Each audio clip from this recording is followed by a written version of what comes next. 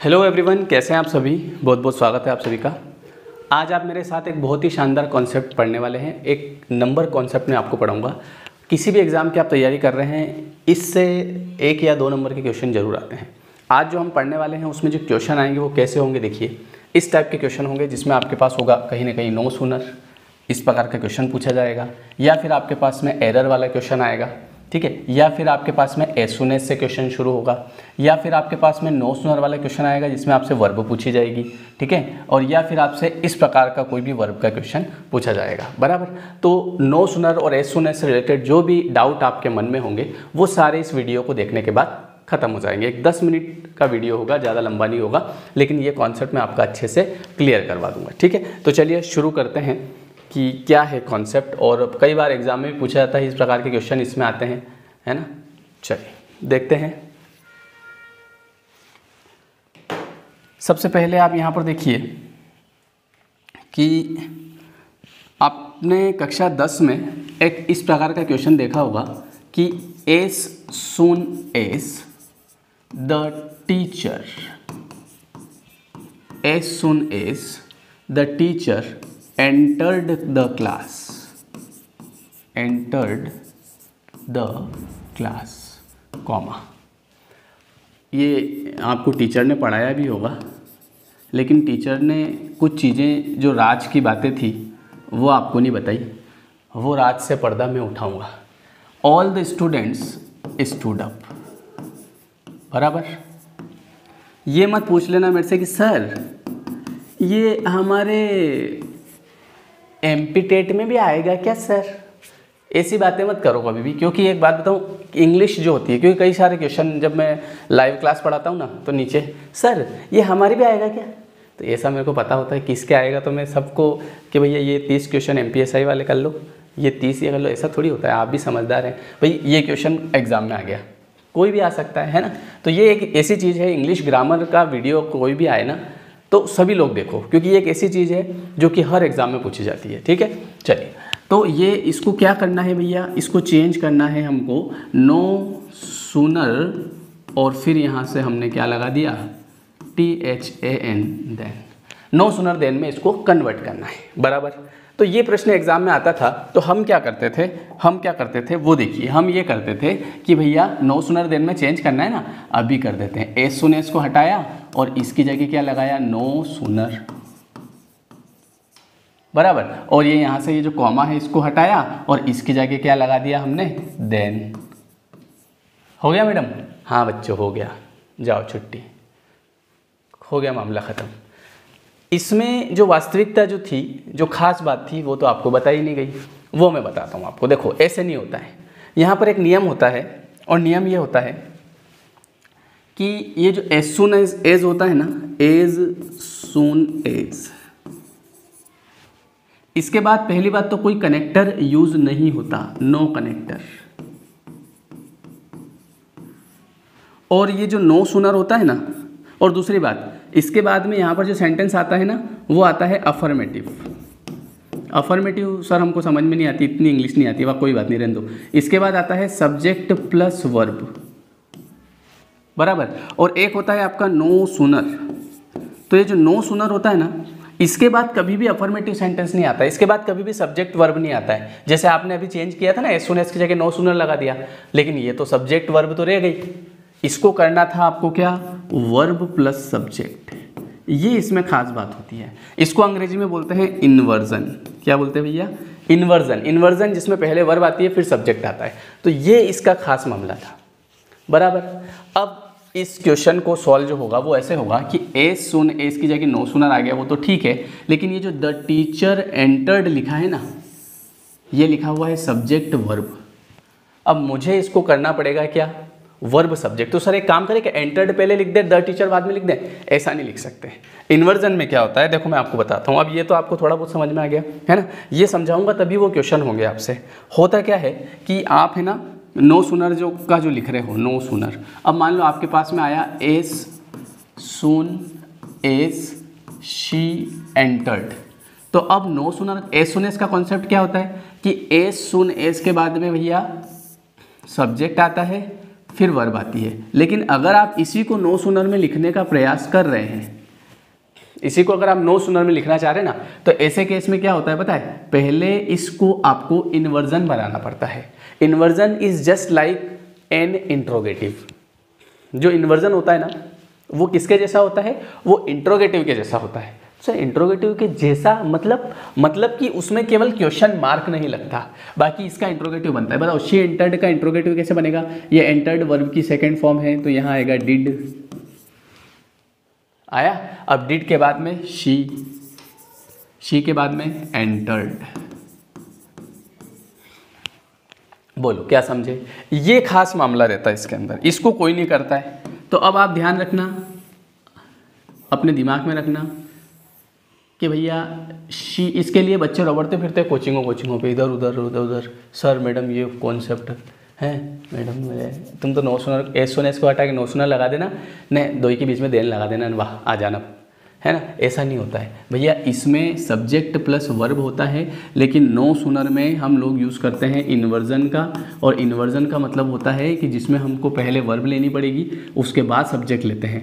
तो कभी भी याद रखना, नो सुनर के बाद आपको शी नहीं मिलेगा, या ही आई यू वी दे कभी नहीं मिलेगा, राम श्याम नहीं मिलेगा, ठीक है। आपको इसी का अगर इंट्रोगेटिव बनाना है तो ये ईडी है इसलिए डिड, फिर यहाँ से ये शी और फिर यहाँ से ईडी हटेगा तो ये एंटर आएगा। ये इसका मामला रहता है।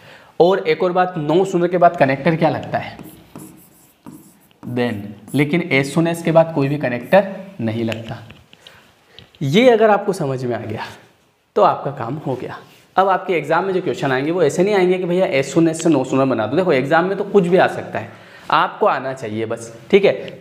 अब जैसे इसने बोला था as soon as she entered the class, तो मैंने लिख दिया no sooner did she enter, sorry गड़बड़ कर दी मैंने, ये एंटर्ड लगा दिया, ये नहीं लगेगा।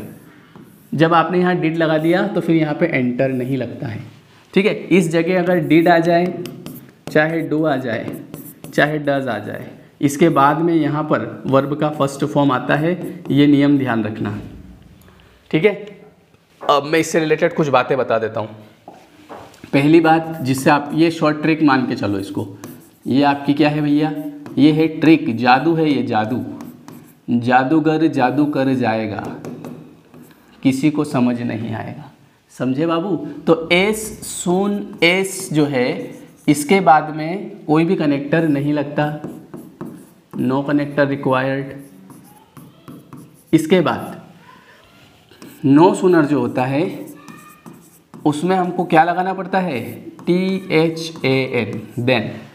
बस आपको ये भैया है अपने नो सुनर, और भाभी जी का नाम क्या है, देन। बस ये इतना सा याद रख लो परीक्षा में, नो सुनर देन हो गया, as soon as no connector. हाँ, नो सुनर के बाद एक और इन्वर्जन का यूज़ किया जाता है।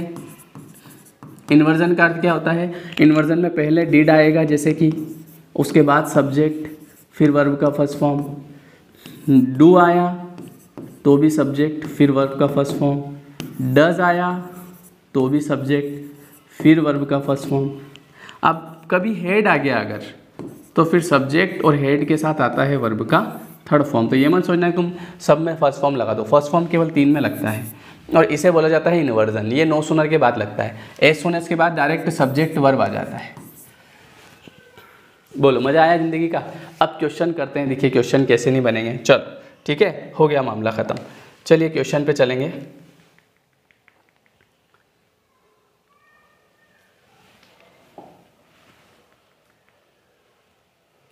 पहले क्वेश्चन से करेंगे, ठीक है।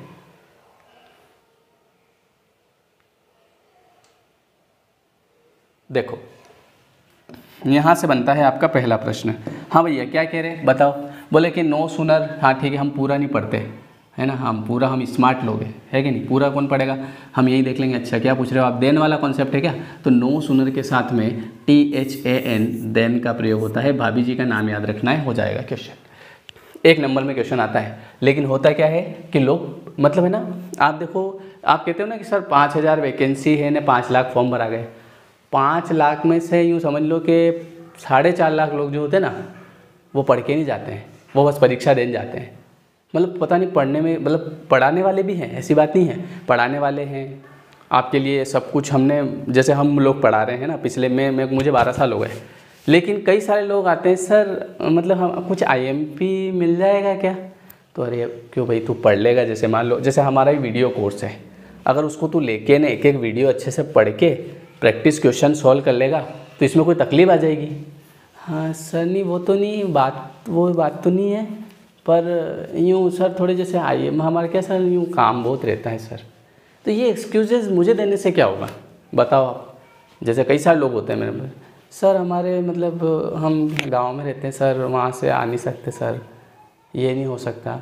तो अगर तुम ऐसे एक्सक्यूजेज़ दोगे तो ये किसे दे रहे हो? ये अपने आप को अपन एक्सक्यूज देते रहे, किसी को कोई फ़र्क नहीं पड़ता है। मेरे नहीं फ़र्क पड़ेगा, मैं तो कुछ भी जब तुम ज़्यादा ही करोगे तो कि वह एक काम करना, एक बुक का नाम बता दूंगा, वह एक वो बुक ले आना।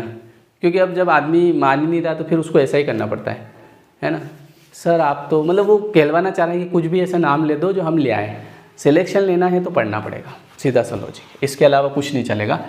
और जब सिलेक्शन होता है ना, अभी कल ही मैंने एक का इंटरव्यू लिया था, इसी वीडियो के नीचे आप थोड़ा सा सर्च करना, है ना। एक सर का वीडियो है जिनका अभी सिलेक्शन हुआ है ना, ग्रेड 1 में 35 से 40 हज़ार रुपये तनख्वाह आ रही है अभी।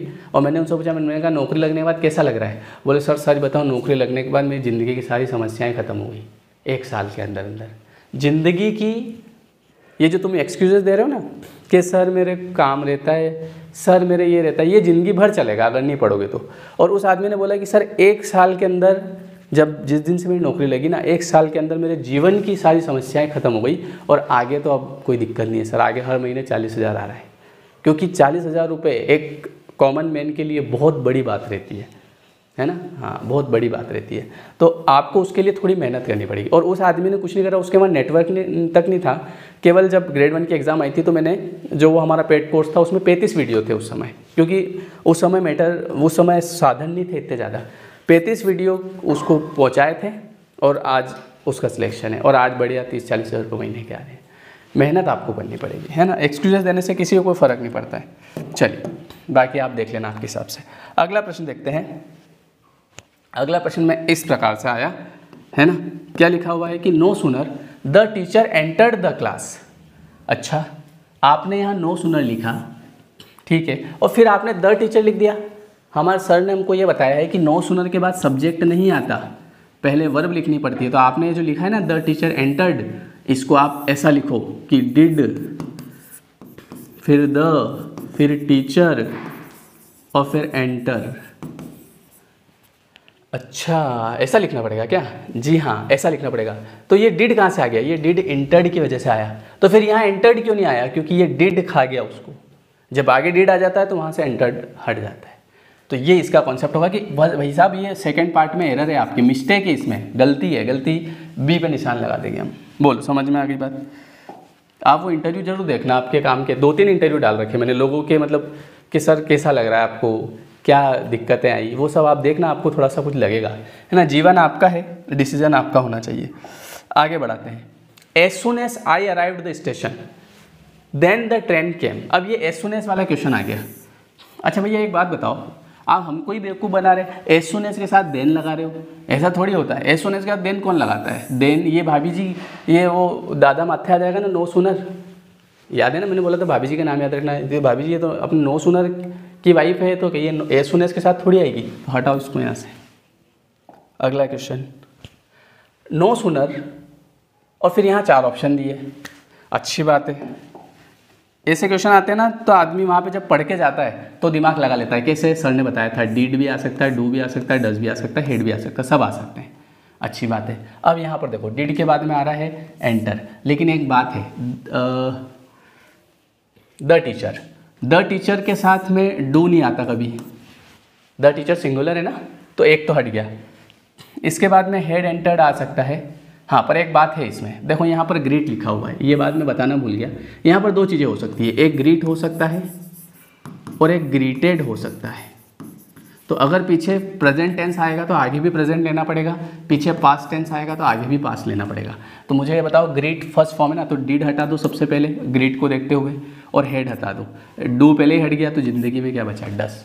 तो ये दिमाग लगा लेता है आदमी कि ये इसका जवाब होगा। ठीक है, ये एक और बार बताता हूँ। ग्रीट फर्स्ट फॉर्म है तो आगे भी फर्स्ट फॉर्म आएगा, और अगर यहाँ सेकंड फॉर्म होता ग्रीटेड तो फिर मैं ये हेड वाला ऑप्शन ले लेता, या फिर डिड वाला, एक ही होता दोनों में से, वो ले लेता मैं। बराबर। चलो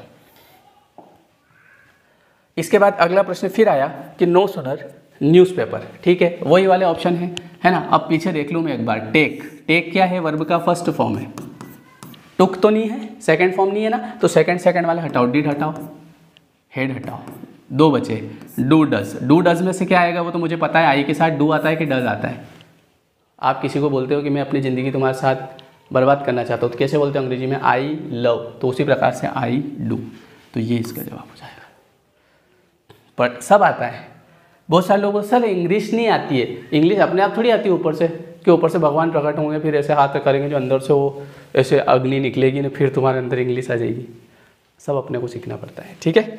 चलो आगे अगला प्रश्न फिर आया, no sooner did he reached, देखो भैया आपने यहाँ डिड लगा दिया, ठीक है, हमको कोई परेशानी नहीं है क्योंकि नो सुनर के बाद हमको डिड ही लेना पड़ता है। फिर आपने रीच्ड क्यों लगाया, क्योंकि ये ईडी तो ये खा गया वैसे भी, तो यहाँ पर रीच्ड के प्लेस पे क्या आएगा, रीच आएगा, समझे मेरी क्लास से। साथ ही साथ जो लोग बेसिक से तैयारी करना चाहते हैं अपनी एग्ज़ाम के लिए, तो वो अभी आपके लिए इंग्लिश का कंप्लीट कोर्स अवेलेबल है, बिल्कुल शानदार बेसिक से, तो वो आप अभी बाय कर सकते हैं। अभी इसका प्राइस 499 ही है ना, 1 ईयर की वैलिडिटी है, 100+ वीडियोस एंड PDF है, सारे वीडियो स्मार्ट बोर्ड वाले हैं, ठीक है। इसमें अगर आपको कुछ जानकारी चाहिए तो मनीष सर को आप इस नंबर पर मैसेज कर सकते हैं, ठीक है, 9753749986। शानदार वीडियो है, 1 साल की वैलिडिटी है, पूरा बेसिक से पढ़ाया जाएगा और उसका डेमो आज आपको देखना है, ठीक है। इसके पहले भी 2 डेमो मैंने इस चैनल पे डाले थे, वो भी शायद आपने देखे होंगे।